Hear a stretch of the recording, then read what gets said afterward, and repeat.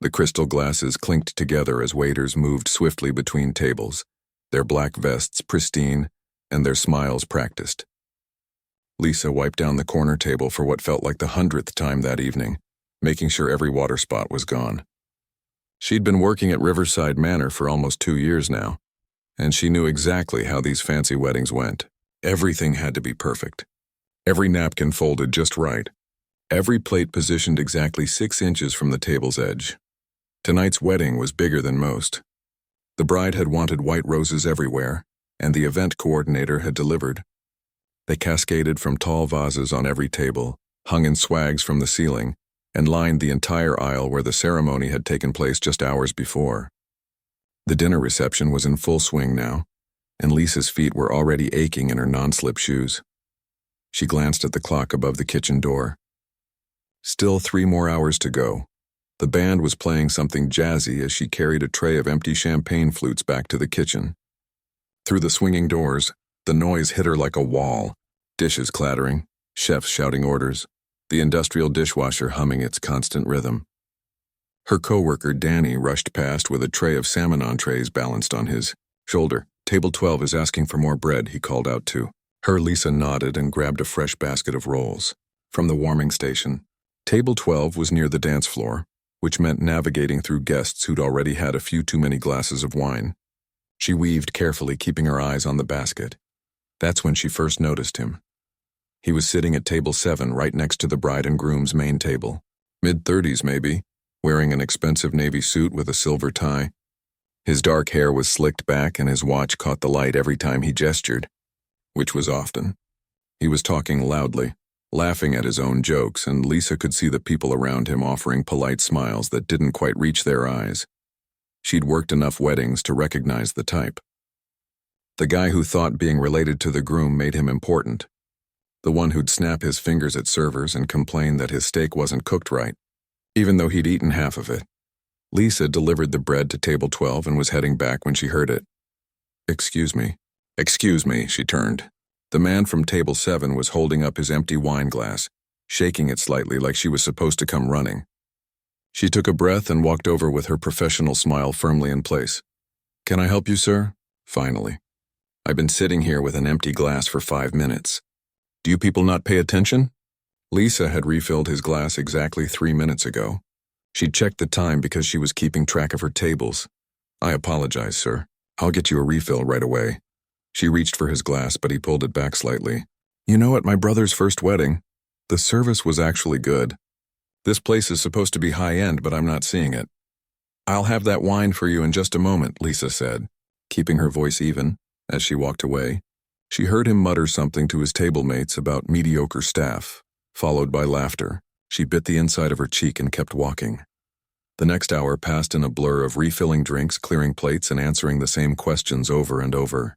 Yes, the dessert would be served soon. "No, we don't have any peanuts in the kitchen. Yes, the bathrooms are down the hallway to the left." The hired musicians were incredible tonight. They'd brought in a string quartet for the ceremony and a full band for the reception. During dinner, a violinist had played soft classical pieces that floated over the conversation. Lisa had paused more than once to listen, letting the music wash over her tired mind. She'd always loved music. As a kid, she'd begged her parents for piano lessons until they finally gave in. Later, she'd spent every spare moment in her high school's music room, teaching herself guitar, then violin, then anything she could get her hands on. Her teachers had said she had real talent, natural ability. They'd encouraged her to apply to music school, and she had. She'd gotten into a good conservatory, too, full of dreams about performing in concert halls and teaching music to kids who loved it as much as she did. But dreams don't pay for rent, or groceries, or the medical bills that piled up after her mom got sick. Lisa had made it through 1 year before the financial aid ran out and reality crashed in. She'd had to choose between her education and her family. It wasn't really a choice at all. Now she was 24, working double shifts at a wedding venue, taking online classes whenever she could afford them. She'd finish her degree eventually. Just on a much longer timeline, the small treble clef tattoo on her left wrist was the only visible reminder of that other life. Most people didn't even notice it. The violinist was attempting something complicated now, some piece Lisa vaguely recognized from her conservatory days. But something was going wrong. The musician's bow stuttered across the strings, and a few sour notes rang out. The violinist stopped, tried again, and failed once more. Finally, looking embarrassed, she set down the violin and took a break. From across the room, Lisa heard that laugh again, that loud, obnoxious laugh from table 7. The man in the navy suit was almost standing now, pointing at the stage where the violinist had been. "Even the entertainment is second-rate tonight," he announced to his table, his voice carrying further than he probably realized. Or maybe exactly as far as he wanted it to. "My niece plays better than that, and she's in middle school." His friends laughed, though some looked uncomfortable. Lisa collected dirty plates from a nearby table, trying to ignore him. But his voice kept cutting through the ambient noise of the reception. "I'm serious, this is embarrassing. You'd think for what these places charge, they could afford decent musicians." The violinist, now sitting with the other band members, looked down at her lap. Lisa felt a surge of anger on her behalf. The woman was clearly a professional who'd just had a difficult moment with a challenging piece. It happened to everyone. Lisa moved to another table, smiling at the elderly couple who thanked her warmly as she cleared their dessert plates. These were the guests she appreciated. The ones who said please and thank you, who treated servers like human beings instead of furniture. She was heading back to the kitchen when she felt someone watching her. She glanced up and caught the man in the navy suit staring at her wrist. At her tattoo, something in his expression shifted. His eyes lit up with the kind of mischievous glint that made Lisa's stomach sink.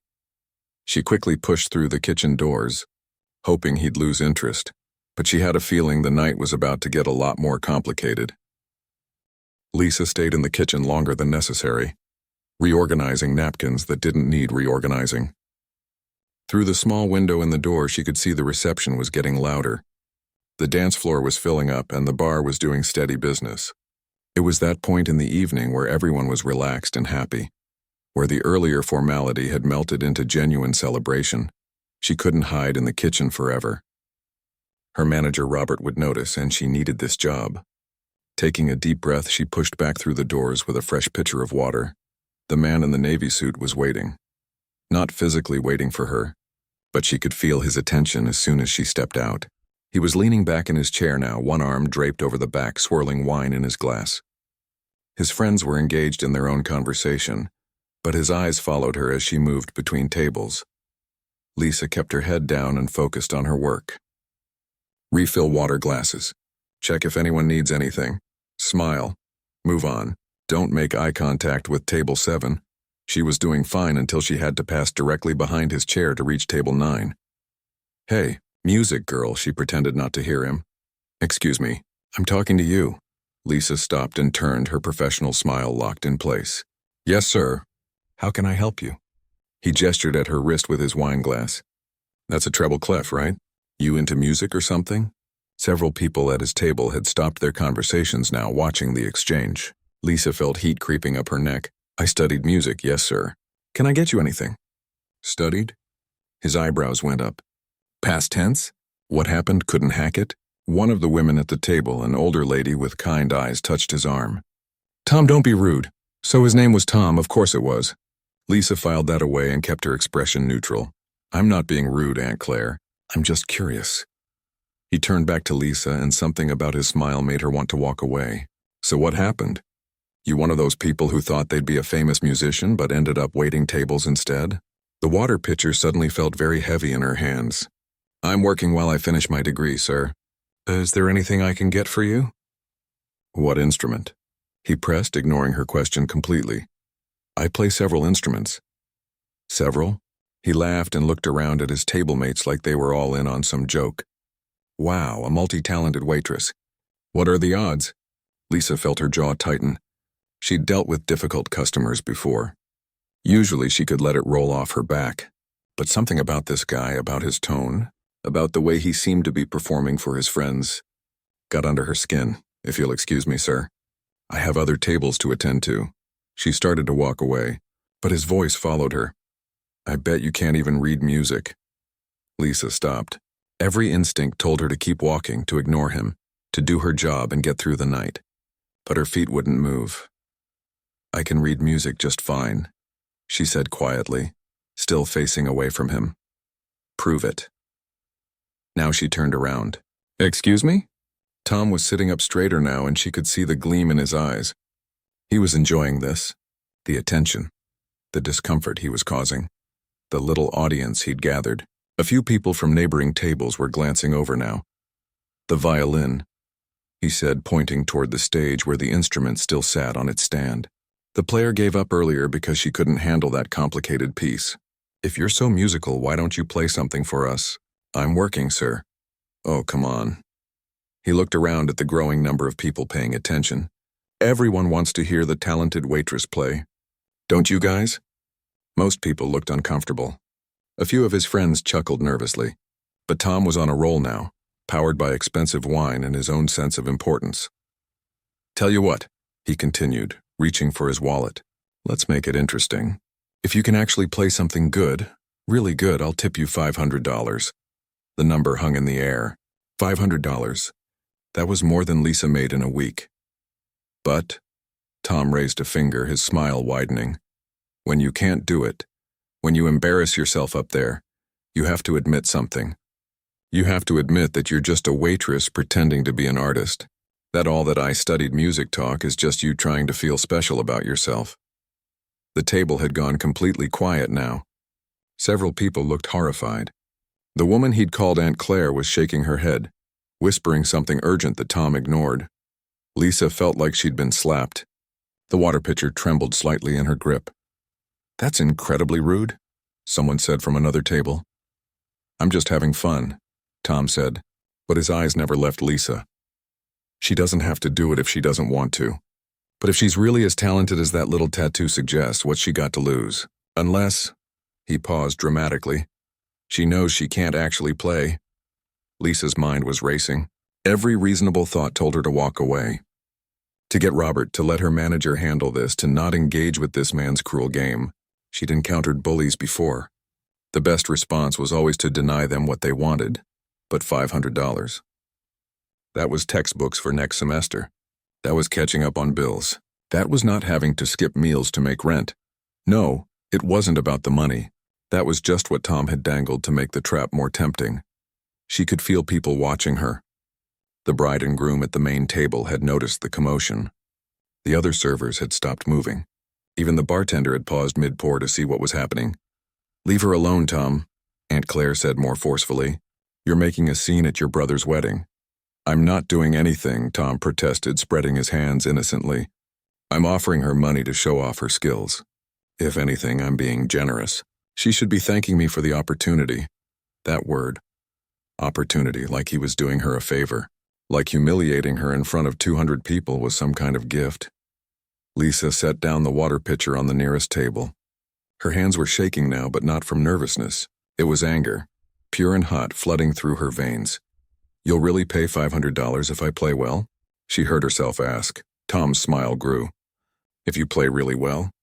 Not some basic twinkle twinkle little star nonsense. Something actually impressive. I'll be the judge. Tom, stop this right now. Aunt Claire stood up, but Tom waved her off. She's a grown woman, Aunt Claire. She can make her own decisions. Lisa looked at the violin on the stage. She hadn't held one in almost 3 years. Not since the night of her final recital at the conservatory. The performance she was supposed to give before a panel of potential scholarship donors. The night she'd gotten the call about her mom. The night she'd walked off stage mid-piece and never went back.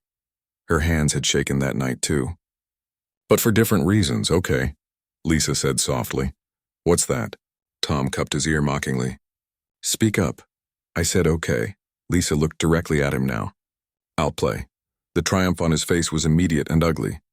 He sat back in his chair and crossed his arms, looking around at everyone watching. Well, this should be entertaining. Lisa could see Robert, her manager, pushing through the crowd that had formed.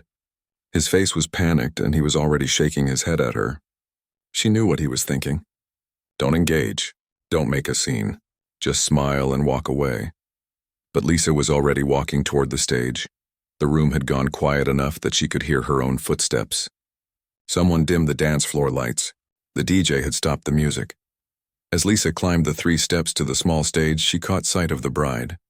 The woman looked concerned but also curious, her hand gripping her new husband's arm. The violin sat on its stand, waiting. Lisa picked it up with trembling fingers and felt the familiar weight of it. The wood was smooth and cool under her hand.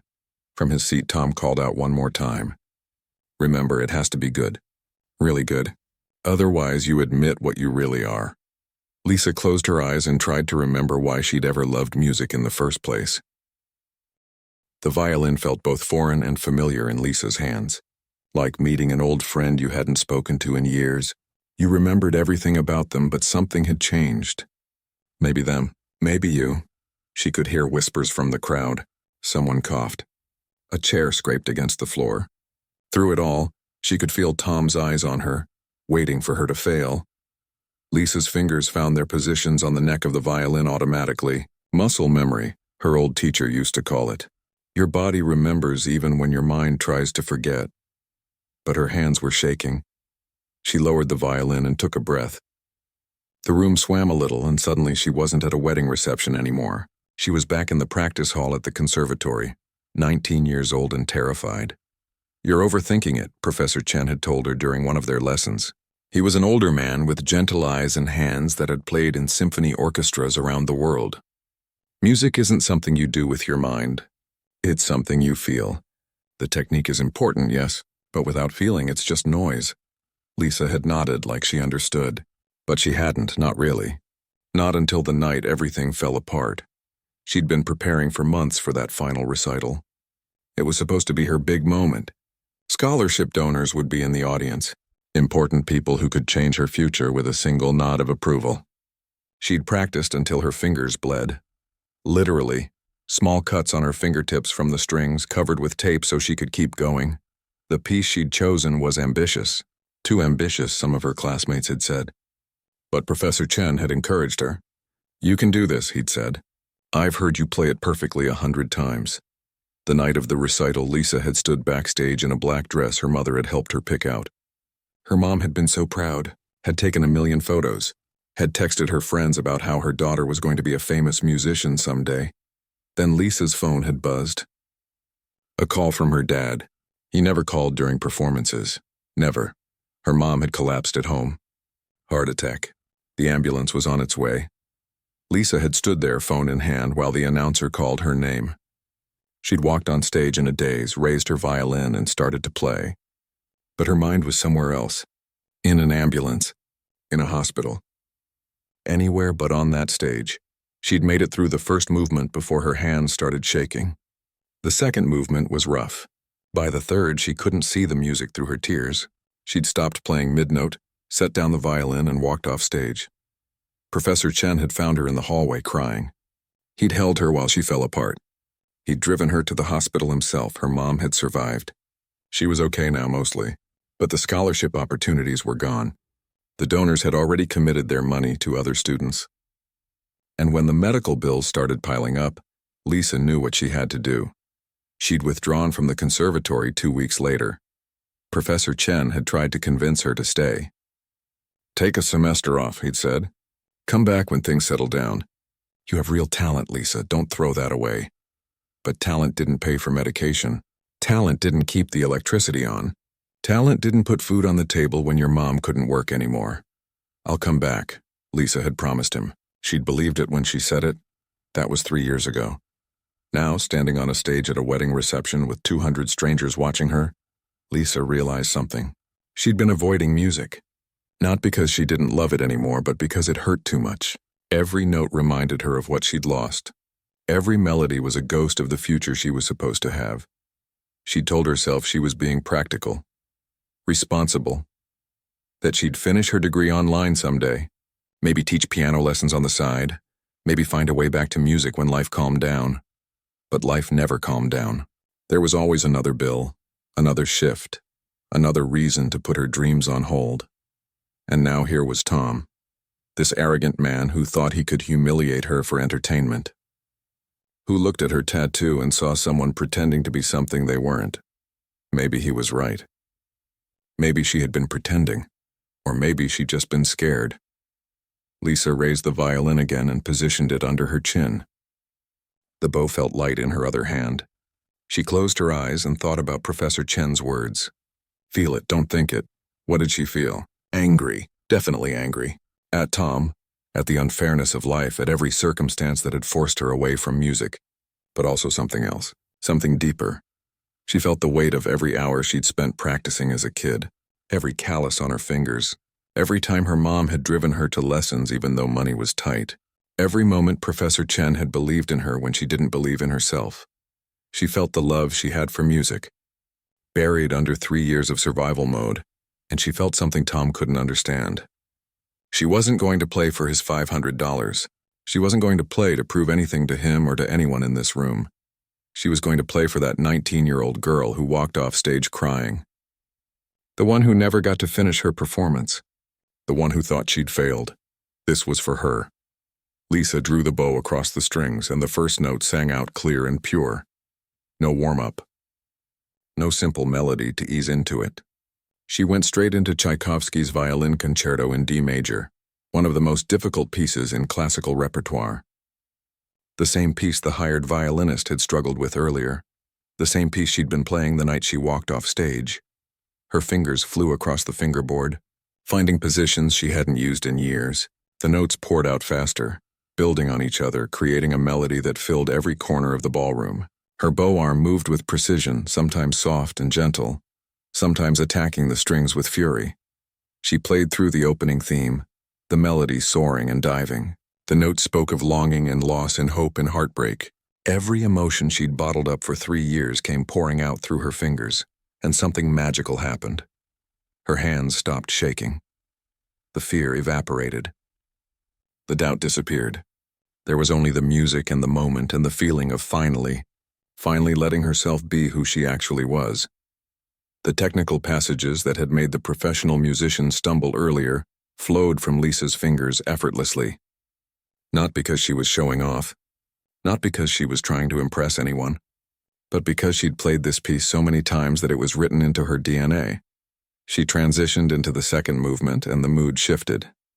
The angry, aggressive notes gave way to something softer, something that sounded like sadness and beauty mixed together, like crying and smiling at the same time. Lisa opened her eyes for the first time since she'd started playing. The room had transformed. Every single person was frozen. Forks hung in midair. Conversations had died completely. People who'd been walking to the bathroom had stopped in their tracks. The bartender stood with a bottle of wine in his hand, forgotten. The bride was crying. Actually crying. Tears streaming down her carefully made-up face while her new husband held her hand. Even the band members, the professionals who'd been hired to play tonight, were on their feet. The cellist had her hand over her mouth. The pianist was recording on his phone. And Tom's face had gone completely white. His mouth hung open slightly, and all the smugness had drained away. He looked like someone had just shown him something he couldn't comprehend, but Lisa barely registered any of it. She was lost in the music now, in the place where nothing else existed. Her bow danced across the strings, pulling out notes that seemed impossible, high notes that rang like bells, low notes that rumbled like thunder. She poured everything into it. Every shift she'd worked. Every time she'd eaten ramen for dinner 3 nights in a row. Every moment she'd looked at her tattoo and wondered if she'd made a mistake. Every second she'd spent missing something she thought was gone forever. The music built toward the cadenza, the most technically challenging part of the entire piece. A solo section where the violinist gets to show everything they can do. It was fast and complicated and required absolute precision. Lisa's fingers became a blur. The notes tumbled over each other, each one perfect and clear and exactly where it needed to be. Fast runs up the fingerboard. Impossible jumps between strings. Double stops where she played 2 notes at once. Harmonics that rang out like crystal.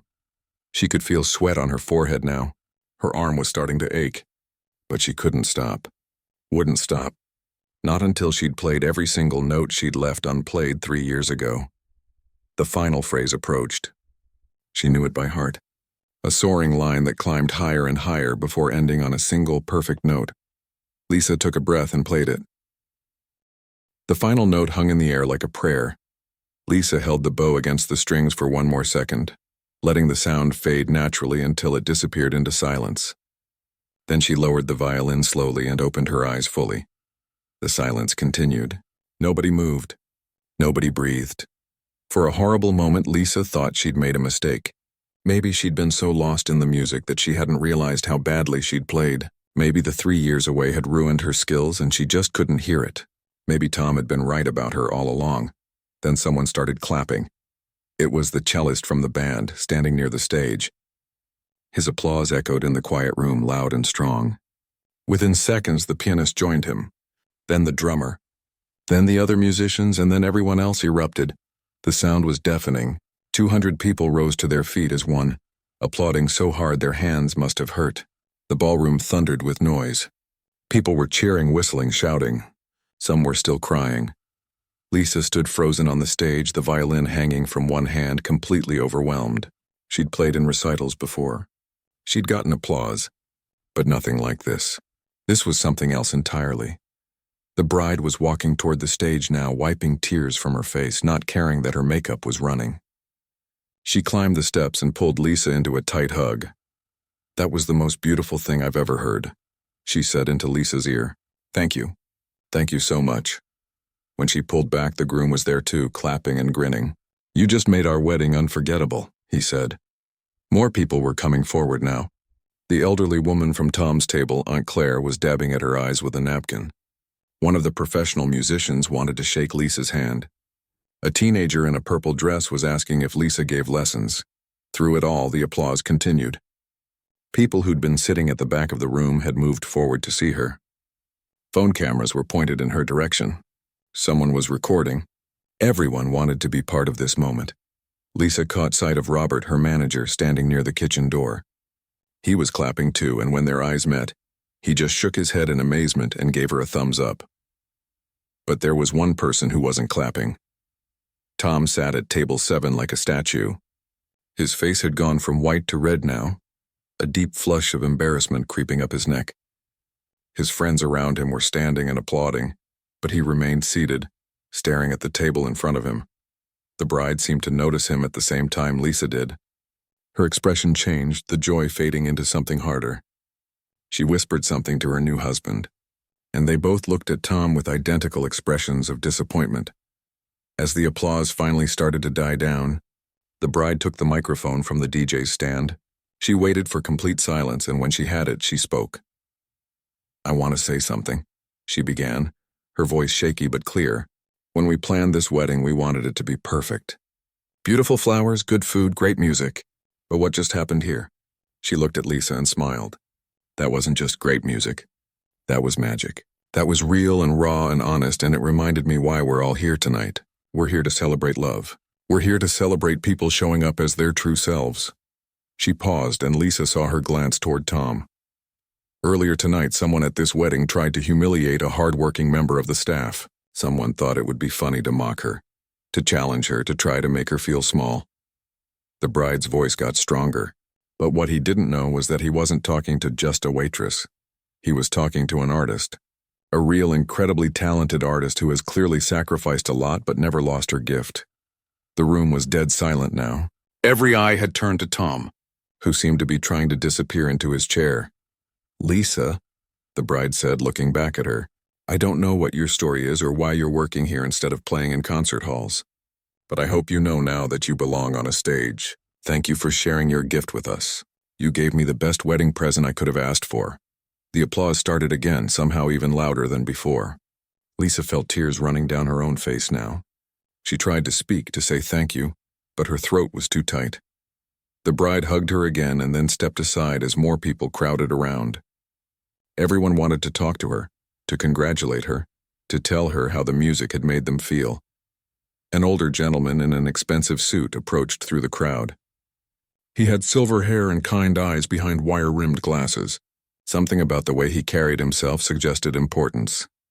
"Excuse me," he said politely, waiting for a break in the conversation. "I'm sorry to interrupt, but I had to speak with you. My name is Dr. Richard Chen. I teach at the East Side Conservatory of Music." Lisa's heart stopped. She knew that name. Dr. Chen was legendary.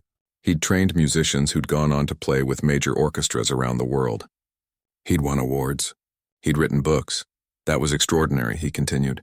Technically perfect, but more importantly, deeply felt. "How long have you been playing?" "Since I was 7, Lisa managed to say. But I haven't performed in 3 years. His eyebrows went up. 3 years? That's impossible. Nobody plays like that after 3 years away from performance. I practice sometimes, Lisa admitted. When I could. Late at night in my apartment. On a beat-up violin I bought at a pawn shop. Dr. Chen studied her face for a long moment. Then he reached into his jacket pocket and pulled out a business card. I want you to come see me, he said, handing her the card. We have a scholarship program for talented students who need financial assistance. Full tuition, plus a stipend for living expenses. We also have a mentorship program where advanced students teach beginners, which pays quite well. I think you'd be perfect for it. Lisa stared at the card like it might disappear. I already withdrew from a conservatory. I don't think I can afford to try again. Did you hear what I just said? Full scholarship. No tuition. We pay you to teach while you study. You wouldn't need to work at night. He smiled gently.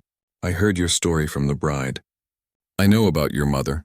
I know why you left. But Lisa, talent like yours doesn't come along often. We can work around your circumstances. That's what the program is for. I don't know what to say. Say you'll come see me next week. Just to talk. No commitment required. He gestured around the room. Though after tonight I think you know where you belong. Lisa clutched the card, afraid to believe it was real. Thank you, she whispered. Thank you so much. Dr. Chen nodded and melted back into the crowd, leaving Lisa standing there in shock. More people wanted to talk to her, to take photos with her, to tell her their own stories about music and dreams and moments that changed their lives. Lisa tried to respond to everyone, to be gracious and present, but her mind was spinning. Finally, as the crowd thinned, she saw Tom stand up from his table. He walked toward her slowly and people parted to let him through. The room got quiet again, everyone watching to see what would happen. He stopped a few feet away from her, his hands shoved in his pockets. Up close, Lisa could see the shame in his eyes. I was wrong, he said simply. No excuses, no jokes. Just those 3 words. Lisa waited. I was drunk and stupid and I took out my own insecurities on you. There's no excuse for how I treated you tonight. He pulled an envelope from his jacket pocket. This is $1,000. Twice what I promised, though honestly, what you just did was priceless. I'm sorry, really sorry. He held out the envelope. Lisa looked at it for a long moment, then she took it. Not because she forgave him, not because the money made it okay, but because she'd earned it. She'd faced her fear, played her heart out, and proved to herself that she was still the musician she'd always been. Tom nodded, seeming to understand, and walked away without another word. The bride appeared at Lisa's side again. You okay? Lisa laughed, a slightly hysterical sound. I think so. I'm not sure what just happened. You just changed your life, the bride said simply. That's what happened. Lisa looked down at the business card in one hand and the envelope in the other. She thought about her apartment, her mom, her online classes, her double shifts and aching feet. Then she thought about the violin under her chin and the feeling of finally coming home. Yeah, she said softly. I think maybe I did. The rest of the wedding reception passed in a blur. Lisa kept working because she didn't know what else to do. Her hands moved on autopilot, clearing plates and refilling drinks, but her mind was somewhere else entirely. The business card in her apron pocket felt like it was burning a hole through the fabric. People kept stopping her. Guests wanted to shake her hand to tell her they'd recorded the performance, to ask where they could hear her play again. One woman slipped her a $50 bill and said, "For making me feel something real tonight." Danny, her co-worker, cornered her near the kitchen. Are you kidding me right now? You can play like that and you're working here? Lisa, what are you doing with your life? She didn't have an answer for him.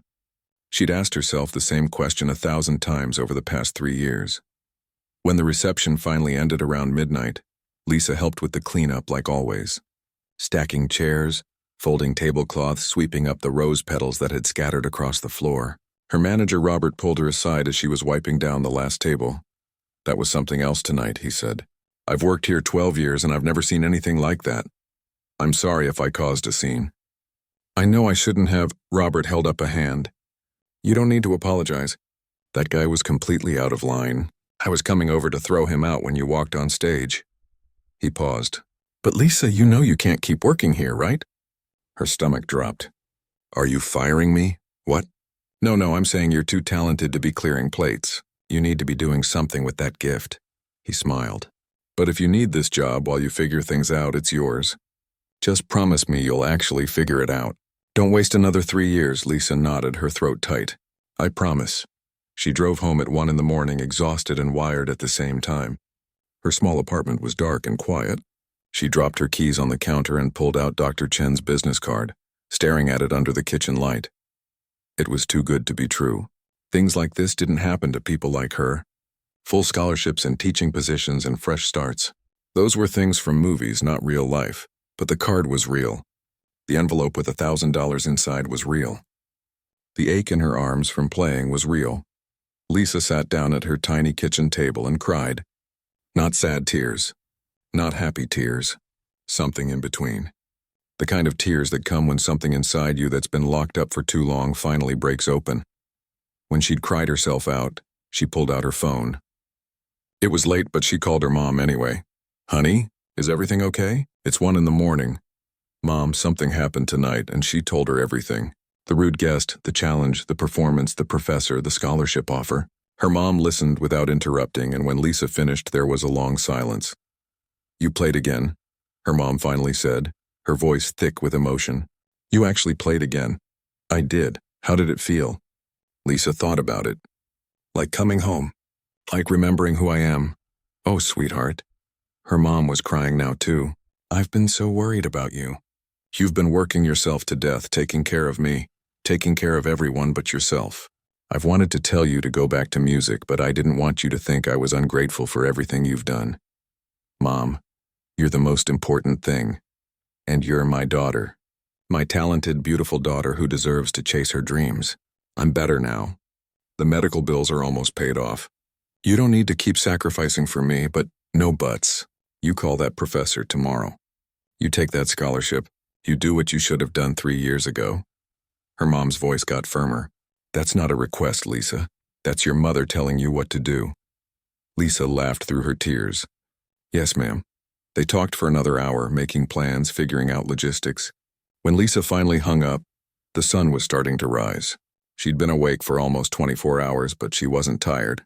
She called Dr. Chen's office first thing Monday morning. His secretary scheduled an appointment for that afternoon. The East Side Conservatory was even more beautiful than Lisa remembered from the website photos. Old brick buildings covered in ivy, practice rooms where she could hear students playing, the smell of rosin and wood polish in the air. It felt like sacred ground. Dr. Chen's office was filled with photographs of students, awards on the walls, and a beautiful grand piano in the corner. He greeted her warmly and gestured for her to sit. I'm glad you came, he said. I wasn't sure you would. I almost didn't, Lisa admitted. This feels too good to be true. I understand. But Lisa, I've been teaching for 35 years. I know talent when I hear it. What you did Saturday night wasn't just technical skill. It was artistry. It was the kind of playing that reminds people why music matters. He leaned forward. I meant everything I said. We have a place for you here. They talked for over an hour.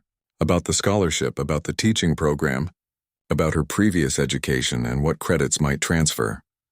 Dr. Chen explained that she could start in the fall semester, which was just 3 months away. The teaching position would cover her living expenses, and she'd be working with beginners 3 afternoons a week. You'd also work with me directly, he added. I take on a few private students each year. I'd like you to be one of them. Lisa had to grip the arms of her chair to keep from floating away. Why? Why would you do all this for someone you heard play once at a wedding? Dr. Chen smiled. Because 30 years ago, someone did the same thing for me. I was working as a janitor in a music hall, playing piano when I thought no one was listening. A famous conductor heard me and changed my life. This is how I pay that forward. Lisa gave her notice at Riverside Manor 2 weeks later. Robert threw her a small goodbye party, and Danny made her promise to get them all tickets to her first real concert. The bride and groom sent her a thank you card with a generous check inside. For making our wedding unforgettable, the note said. Please use this to buy a better violin than the one you have. You deserve it. Lisa found a beautiful second-hand instrument at a music shop downtown. It wasn't professional quality yet, but it was leagues better than her pawnshop violin. The first time she played it in her apartment, her neighbor knocked on the wall. But instead of complaining about the noise, The neighbor knocked out a rhythm like they were applauding. The months before the semester started were strange. Lisa worked part-time at a coffee shop, practiced 6 hours a day, and started remembering what it felt like to build her life around music, instead of fitting music into the cracks of her life. She visited Professor Chen every few weeks. Not for lessons yet, just to talk. He told her about the other students, about the program, about what to expect. He lent her books and recordings.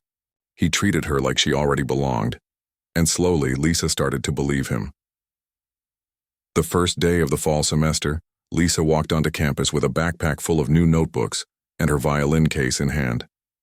She was 24 years old, starting over, and absolutely terrified. But she was also happy. Really, truly happy. For the first time in 3 years. As she walked past a practice room, she heard someone struggling with a difficult passage, playing the same measures over and over. She smiled, remembering when that was her. She knocked on the door gently. A young girl, maybe 18, opened it. She looked frustrated and exhausted. "Sorry to bother you," Lisa said. "I heard you practicing. That's a tough piece. Want some help?" The girl's face lit up. "Would you? I have a recital next week and I'm freaking out." Lisa set down her bag and took out her violin. "Show me what you're struggling with."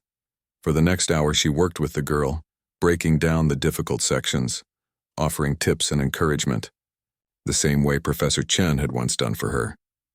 The same way she hoped to do for many more students in the years to come.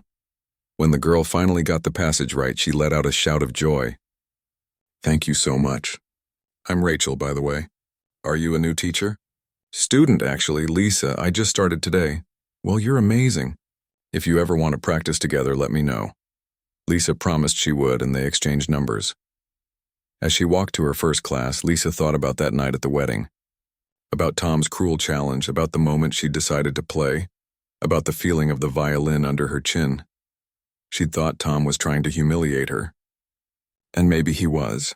But what he'd actually done was force her to face the things she'd been avoiding for 3 years. He'd pushed her back onto a stage, back into the light, back into herself. She didn't thank him for it. He didn't deserve her gratitude. But in a weird way, his cruelty had been the catalyst for her return to music.